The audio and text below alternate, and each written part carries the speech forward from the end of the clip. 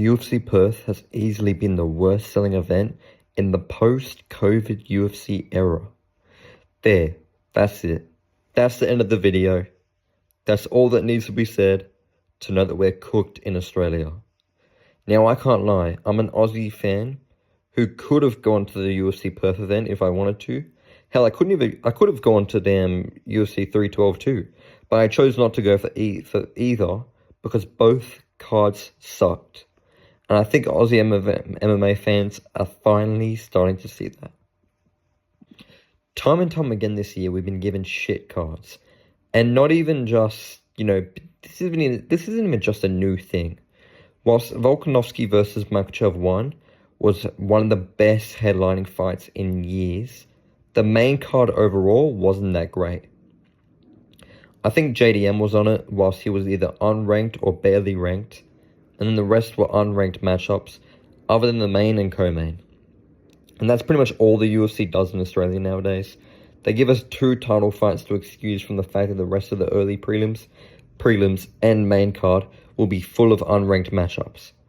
Now, there has been a few subjections to this rule, with cards such as 305, and I want to say it was 293, right? That was the Izzy Strickland Sydney one, right? Yeah, I think that's correct. Anyways, both of those cards weren't exactly stacked, but they both had decent names and ranked matchups throughout. Like 305 had Kai Kara and Urseg, Dan Hooker and Gamrot, and even my boy CP. 293 had Manel Cap and Volkov, and 293 was ass too, but 305 was great, and so was the main event of 284. So Australia clearly doesn't always have it that bad. I just think for the money we put in, honestly, we do get a fair amount back with at least 1 title fight per year and at least 1 pay-per-view, sometimes 2, or in this year's case, a pay-per-view and a fight night. But I do think these last 2 events showed that Aussies aren't accepting these cards anymore. The UFC is more than happy to put on lackluster cards because our Aussie shows always sell out. They broke the RAC Arena and Kudos Bank Arena gates multiple times, but I think after all the bad press 312 got for having one of the worst cards on a pay-per-view in years, fans aren't willing to purely go just because the UFC is in Australia anymore. And we ain't purely here to voice crack, god damn it. We've had enough events now in Australia that we no longer need to go to see the fights.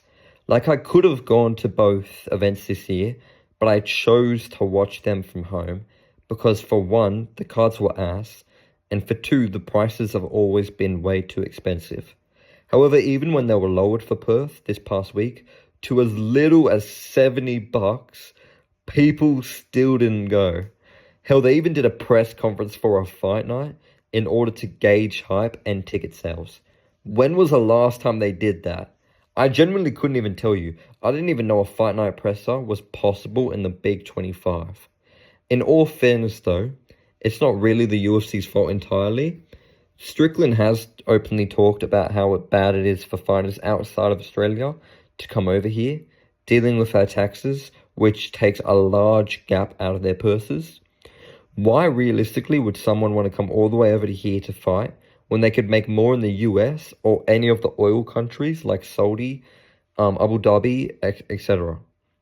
So yeah, basically our taxes are screwing us from getting good cards. However, in all fairness though, we can't also excuse the UFC for this because our roster is so deep of Aussie and New Zealand talent that they have no reason to be putting on such shitty events. We have 2 current champs in Volk and JDM who both haven't fought here in years. Volk last fought here against Makhachev for the first time, and since that fight with Islam, his career has completely changed, yet he hasn't been back to Australia once since then. JDM, I think the last time he fought here was on the same card as well. So that's crazy. Both current UFC champions, and neither of them are fighting in Australia, nor do they have fights in Australia lined up. Whitaker, a former Aussie champ, hasn't fought here in years. Urseg 2, he fought here last year, but he could be on these cards. All of the CKB guys from New Zealand. Olberg, to be fair, he just fought here. But we also have like Izzy, Dan Hooker, Kai Kara France. I mean, look, 312 could have been a 10 times better card if they just put a Whitaker or an Urseg on there.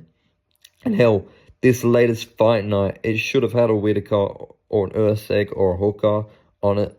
Mate, it would have made it 10 times better. People would have actually gone to watch. Instead of just the same unranked Aussies over and over. And look, I love these unranked Aussies. I love Jack Jenkins. I love all these guys. But we also want our actual stars on the board too. But with this latest event tanking, I do wonder though, if the UFC thinks twice about coming back to Perth. I think Sydney is still a hotspot for the foreseeable future because we have a deal with Sydney. So realistically, they're going to have to keep coming back here. And I think that will work because we always sell out, right? However, I do think for events like Perth and maybe Melbourne in the future, if they wanted to come back, they will think twice. And I do have nerves that we won't probably get a stacked card for either events coming up anytime soon anyways. So Aussie UFC events could generally be in trouble after the failure of this event. But let me know what you guys think in the comments. Like and subscribe. I put out videos all the time, every day. And yeah, we could be stuffed in Aussie MMA. Let me know what you guys think.